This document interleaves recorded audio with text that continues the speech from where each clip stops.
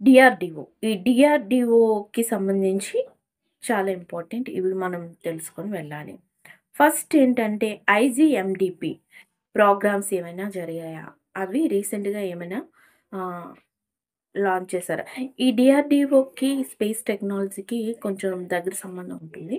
Space technology అనేది శాటిలైట్స్‌ని launch చేస్తుంది. ఈ డిఆర్‌డిఓ అనేది మిసైల్స్‌ని లాంచ్ చేస్తుంది. డిఆర్‌డిఓ అనేది మిసైల్స్‌ని లాంచ్ చేయడానికి లాంచ్ చేసి ఆర్గనైజేషన్‌గా మనం చెప్పుకోవచ్చు. ఇందులో ఫస్ట్‌ది ఐజీఎండిపి ప్రోగ్రామ్స్, నెక్స్ట్ వార్‌షిప్స్ ఏమైనా ఉంటే అవి, air crafts and helicopters, next types of machines and current events. కరెంట్‌లో ఏవైనా మిసైల్స్ అవి లాంచ్ చేస్తే వాటి కోసం కూడా మనం తెలుసుకోవాలి. Very important. Next ecology.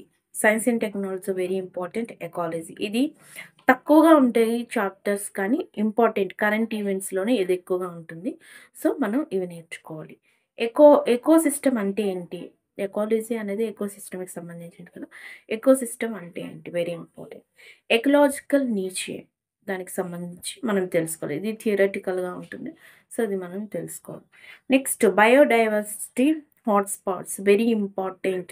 న్యూస్‌లో మనకి కరెంట్ అఫైర్స్‌లో ఏమైనా ఈ హాట్‌స్పాట్స్ గురించి wild life sanctuaries, bird sanctuaries ఇలాంటివన్నీ న్యూస్‌లో ఉంటాయి కదా! సో, ఇవన్నీ కూడా మనం తెలుసుకొని వెళ్ళాలి. Very important.